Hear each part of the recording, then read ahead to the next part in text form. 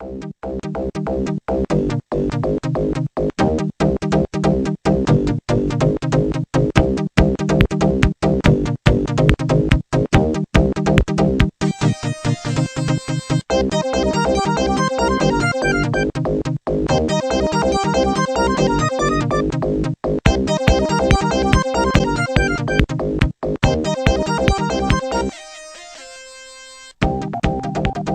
and welcome to Anthologies. My name is Nick, and this is my esteemed co-host Ben. Hello. We also have special guest Jake, who's just going to be laughing and eating snacks in the background. You know it. So we kind of came up with this idea after Fantasy Fiction, one of our favorite podcasts, ended, and we were pretty upset about that, so we were like, fuck it. Let's just do it ourselves. Yeah, make our own stories. No one needs to listen to it. Don't say that. Listen to it ourselves. So, Ben, did you do anything interesting this week? I mean, if you count driving my dad to the doctor and going to work interesting, then I did a lot of interesting stuff. Well, did you listen to any music or anything in the car? I mean, I listened to a lot of 80s bangers, so like... It's funny you bring that up, because I was listening to your 80s bangers playlist with my dad in the car the other day. Hell yeah. Because my dad, like, whenever I'm listening to music, my dad's like, yo, 80s bangers, except with a Peruvian accent. You can't go wrong with them. Yeah, it's pretty hard to. But this week, I started reading my Goosebumps book, Chicken. It's as terrible as I expected it to be. I mean, I think it's like high-class literature. I mean, like, it's high-class literature in, like, the sense that, like, Rubber is high-class film, you know? I mean, I kind of like that movie, so... Well, needless to say, I'm still disappointed in myself for not finishing it in one sitting. It's clear that I don't read very much, but why don't we go ahead and get into our stories here. Our prompt this week was Raider Gangs, so I'll start us off. This one's titled Ragnar 5000 and the Philosophers. Oh, Jesus. Alright. Ragnar 5000 was the most badass, big dickinest raider god emperor the world has ever seen. It's gonna be so hard to read this with you laughing in the background. I can't help it. You can't just use the word big dickinest and expect me not to laugh. Yeah, it's the like, what, sixth word in that sentence. Alright. In the region known as Fireshore, Ragnar and his raider gang, the Philosophers, with a Z, reigned supreme and robbed, pillaged, and banged their way into infamy. But it was not always this way. Before he became Ragnar 5000, he was once known as Richie Jones, stockbroker in the Neon City. You may be asking yourself, how does some pussy-ass, dickless, virgin boy stockbroker become a badass, bad-to-the-bone, bad-blooded bad boy raider who leads the nastiest gang of nasty boys in the whole Tri-Wasteland area? Yo. What? He's just a bad dude. Yeah, he's a real bad dude. Well, I'll tell you if you give me a goddamn second. Calling me out. It all started 2 years ago. The snacks. I can hear the snacks. I didn't know if you could hear that. Hello, ladies and gentlemen. It is Deathvember 69th, 2267. Today's forecast is cloudy with a chance of radioactive sandstorms. Richie's radio drained off in the background as his co-worker, Sleazy Pete, gave him a sales pitch on a specific stock. Bro, I'm telling you, you gotta invest in super jackets, bro. It's the hottest stock. It is so in right now, homie. Sleazy Pete pitched, juking and jittering like a used car salesman. I don't know, Pete, replied Richie. Call me Sleazy, not Pete, interjected Sleazy Pete. Right. I don't know, Sleazy. I don't really think people in the desert need winter jackets, Richie said cautiously. Sleazy Pete was a goblin, physically and mentally. And probably sexually too, who knows? What does that mean? I mean, you can probably imagine what it means, Ben. You don't need me to hold your hand throughout the story here. Anyways, and it's written in my story too. You're calling me out in the past. Anyways, Sleazy Pete wore cracked sunglasses at all time. Yes, even while sleeping. But who really knows if he's actually sleeping? Dude may be awake, and you wouldn't even fucking know on account of the glasses and all. And a dirty suit he called the Sleazy Skeezy. I'll let you figure out what that means all on your own. Okay, but really, he just nutted in his suit all the time when a female talked to him because he didn't have much experience with the ladies. Having a name like Sleazy Pete will usually do that to you. A question real quick. What's your question? Did Sleazy Pete's parents name him Sleazy? Is that a kind of first fucked name? him up for his life? Well, I mean, he's a pretty sleazy guy, so what can you really say? Even as Sleazy a baby? from the womb. I mean, he might have just like, well, who says he came from the womb, you know? Oh no. He might have been shit out. It's yeah. Right. Sleazy Pete put down his favorite drink, a double vodka tonic on ice, without the tonic or ice, and lowered his shitty glasses. Dog, Sleazy's not going down that easy. Sleazy Pete disgustingly snickered.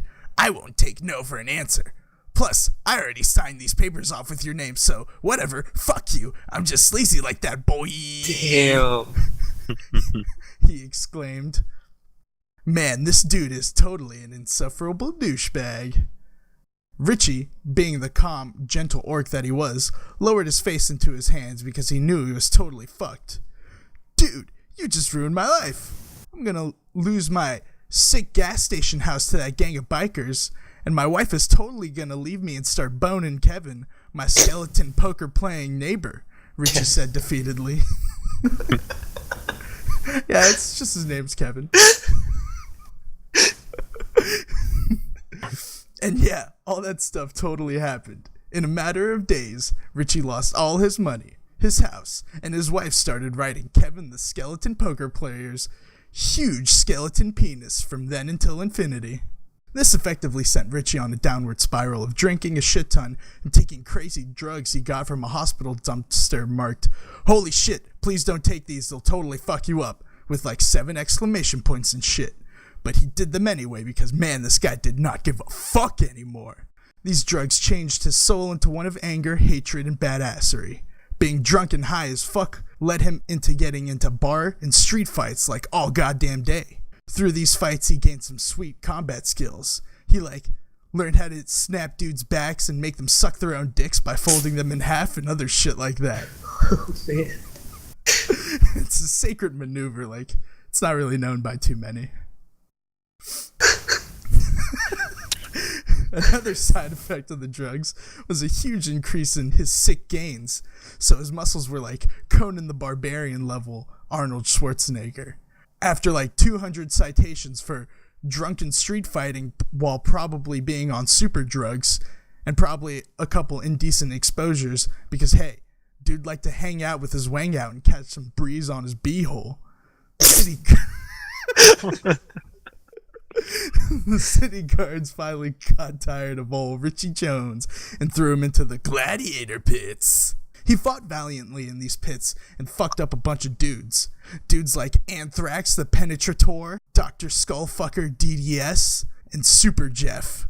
The dudes he didn't fuck up became his bros and refused to take up swords, laser axes, or cowboy revolvers against him. This totally pissed off the ravenous crowds and the douchebag-ass guards. After a huge increase in tension following Tugs the Thick laying down against Richie and taking the pen from him, The guards ran through the gladiator den trying to square up and catch some fucking hands from Richie and his boys. Richie, you're being a huge smelly butthole by not murdering these dudes and gouging their eyes out.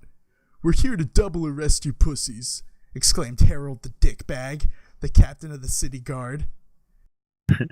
Hey Harold, fuck you! Also, we're done playing these games. Prepare to die, pussies! Oh, shit. Richie screamed in a sick metalcore voice, which I won't do in real life right now because I can imagine it. It's been a long day. Richie screamed in a sick metalcore voice as he lunged forward and decapitated Harold with his bare motherfucking hands using the sickest mega chop you've ever goddamn seen.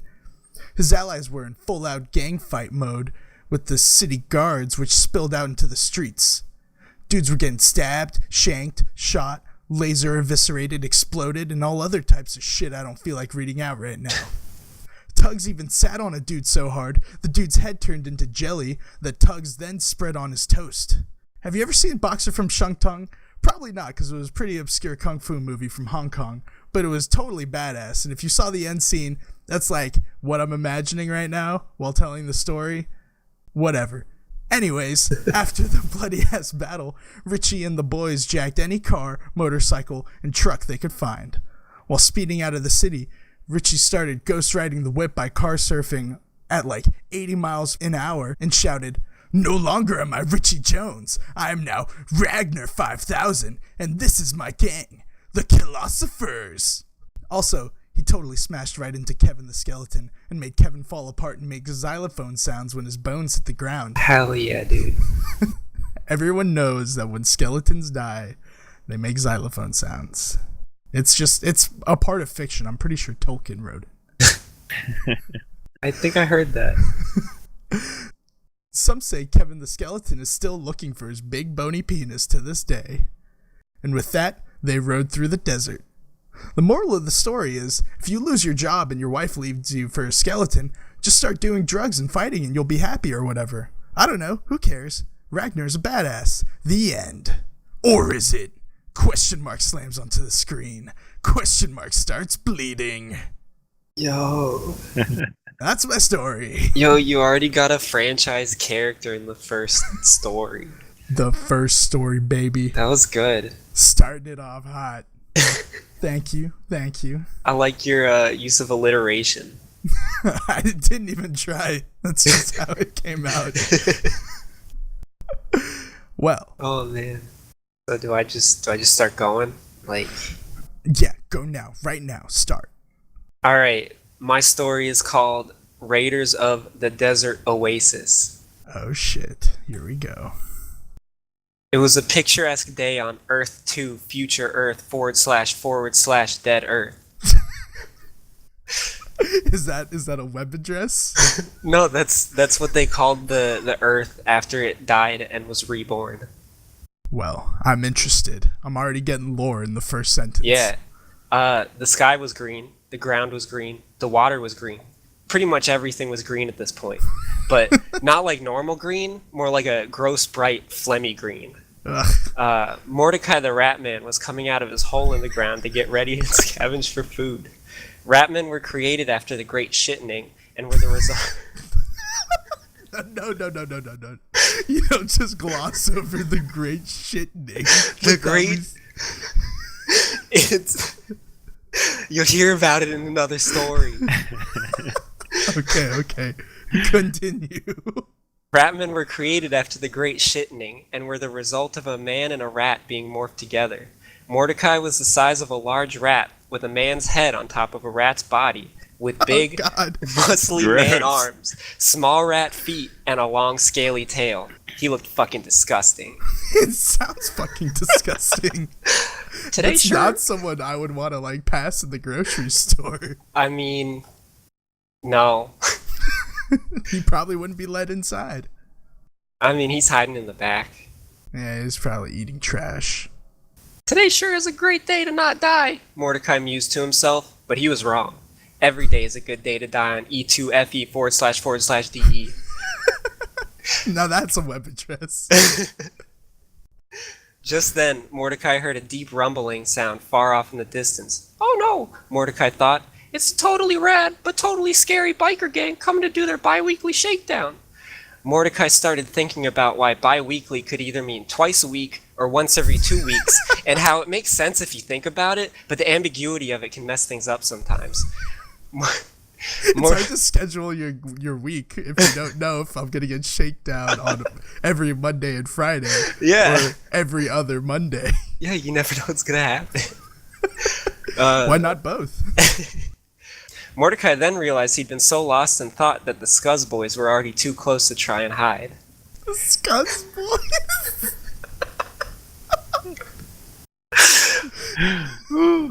Killing me. You're killing me.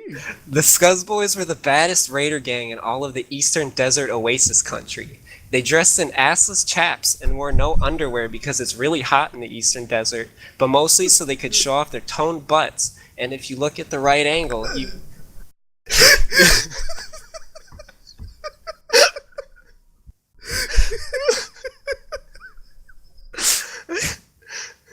And if you looked at the right angle, you might even get a shot of some dong.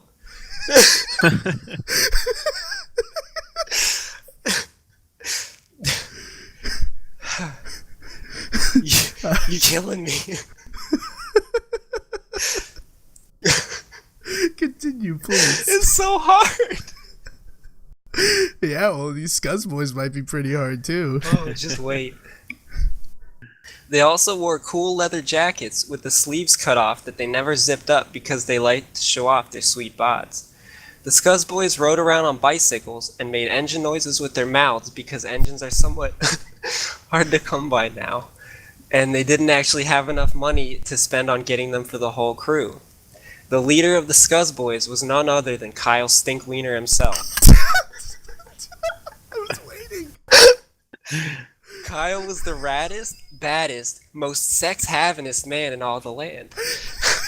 That's why his wiener stinks.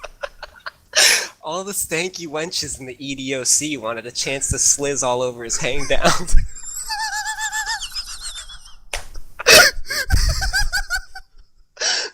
Like, I've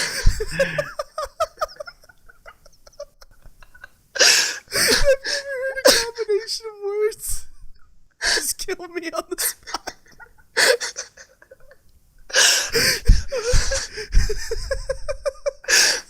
Sliz all over his hang down.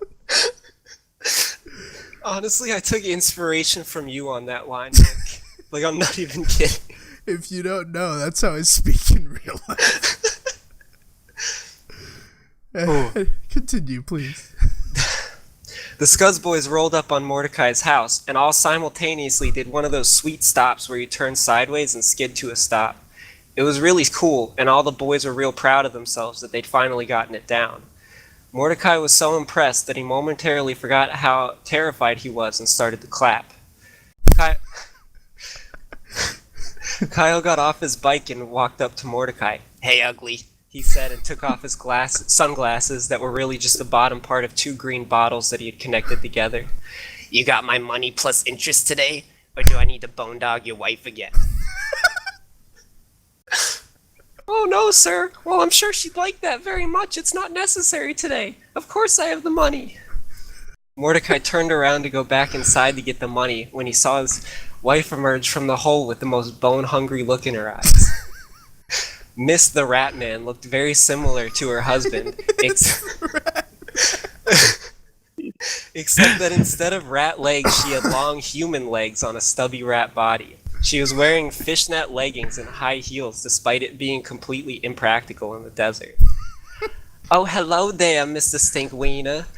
Mordecai and I don't have very much money. Surely there's some other way we could pay you this week." God damn. "I'll do anything," she said in a low, sultry voice. "Anything," Kyle said with a smile. Nice rhyme. He then whipped out his King Kong Daddy Dong. I could hear you struggle to read that. I couldn't do it. It's King Kong Daddy Dong TM.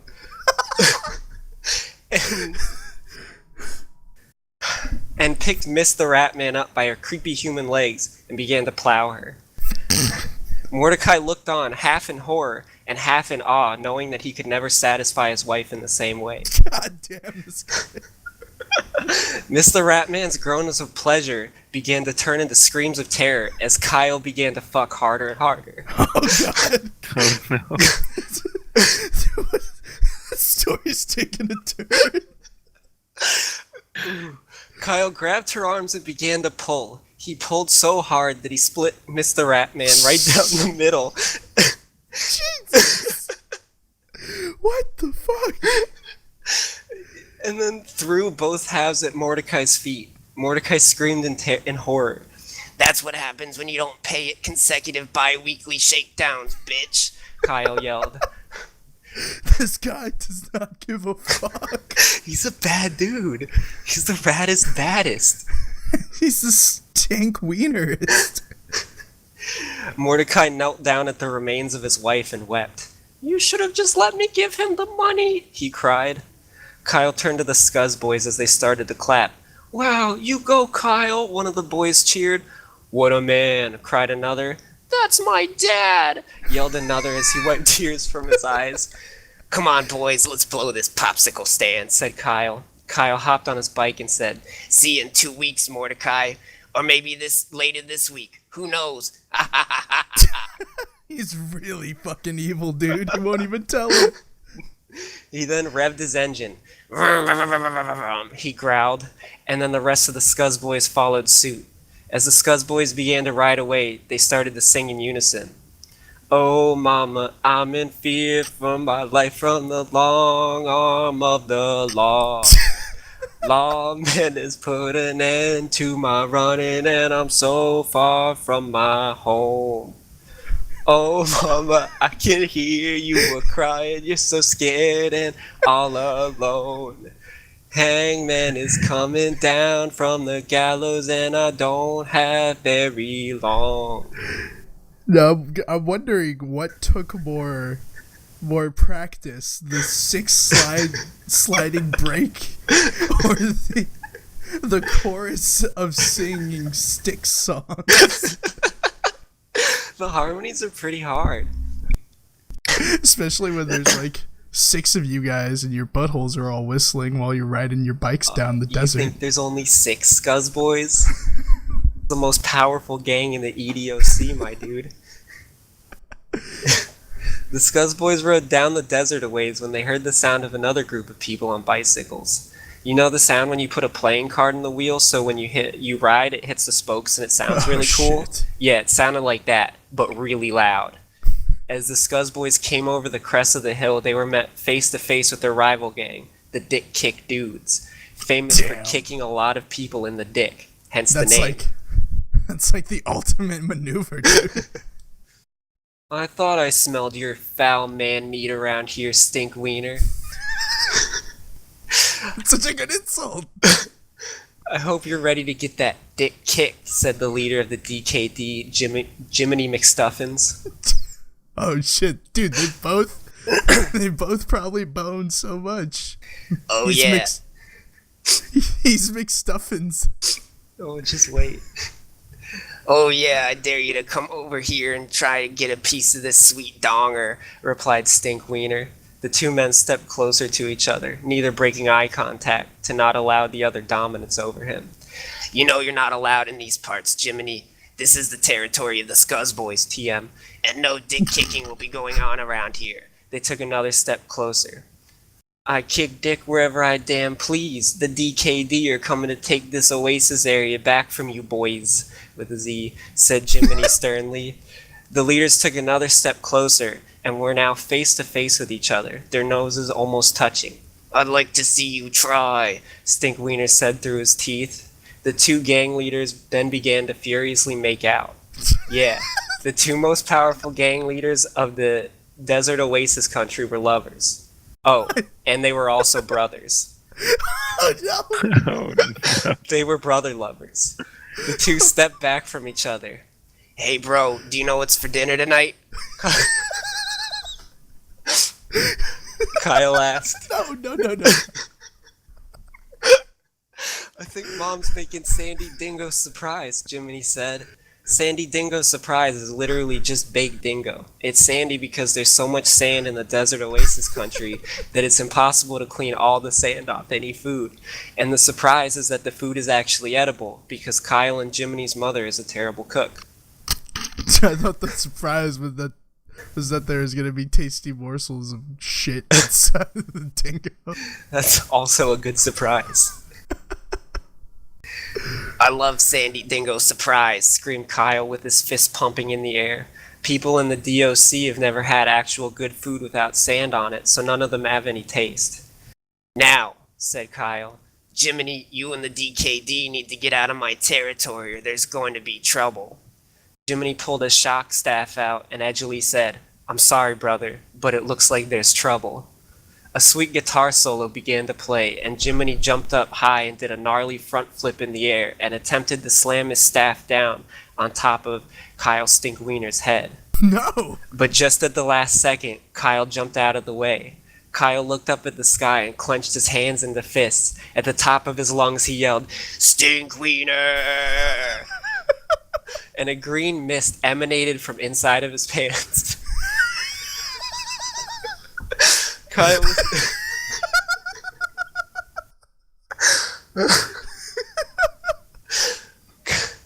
was soon surrounded by a stink shield. I thought you knew about my shield, brother. I am now completely immune to your electrical attacks. You underestimate me, brother, replied Jiminy. My dick kick dudes, attack! The DKD charged at the Scuzz Boys with their weapons drawn, and soon the gangs were engaged in a brutal battle. They can't fight. They're brothers. But more importantly, they're lovers. They're brother lovers. Blood splashed into the air. Limbs flew off in all directions. Dicks were kicked into the fucking Shadow Realm. One Scuzz Boy got his dick kicked so hard that it disappeared inside of him, traveled up through his body, and emerged on his forehead. In the middle of the battle, there was a medium-sized orgy going on because neither of the gangs could handle the sexual tension in the air between the two brother lovers. Oh. Jiminy again jumped to attack his brother, and this time his staff met Stinkwiener's shield. I told you that I am now invincible to electrical attacks. My dick stench does not conduct electricity, Kyle taunted. Just then, Jiminy's staff burst into flames. The fire staff cut through the stink shield like butter, and Jiminy yelled, I told you that you underestimate me, brother. It has been a long time since we last fought. I am now thrice as strong as you.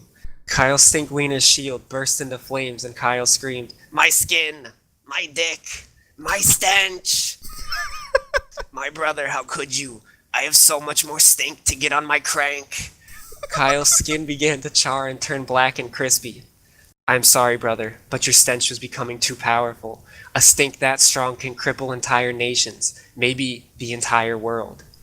Now, I am the most powerful gang leader in the East and the West. Shit. Jiminy said somberly.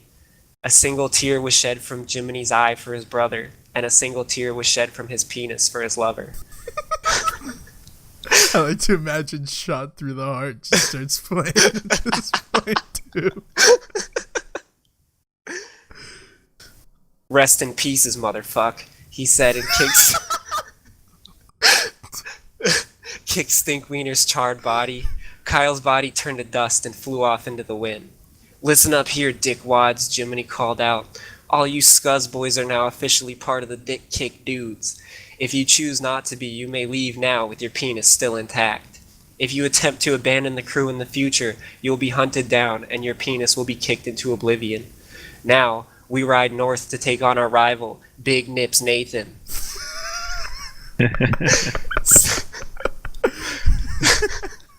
Are they like big as in long, or like pepperoni nipples or something? I mean, I think you'll have to wait and see. Alright. Soon, the Dick Kick Dudes will control the entire Desert Oasis country, and we can build for a better tomorrow. The Dick Kick Dudes all cheered in unison and mounted their rides. They all sang Renegade by Styx again, as they rode north to the northern Desert Oasis country to meet their foe, Ben. God damn, that was a good story, dude. Holy shit. That was fucking A+, creative writing class, 100%, Oh, with honors. I told you there were a couple points that I thought I went a little too far. No. You didn't go far enough, kid. But that was amazing, man. That was beautiful. Oh, I'm glad you like it. I was like there, dude. I could smell the stench from his dick. Yeah, dude, that shit's stinky. Well, Oh, great man. story. Great first story, dude. Yeah. Like, I'm impressed. I think great first stories from both of us. Thanks, man. Very. So, would you give some thumbs up around, like a round of thumbs up, Jake? Definitely. Good stories all around.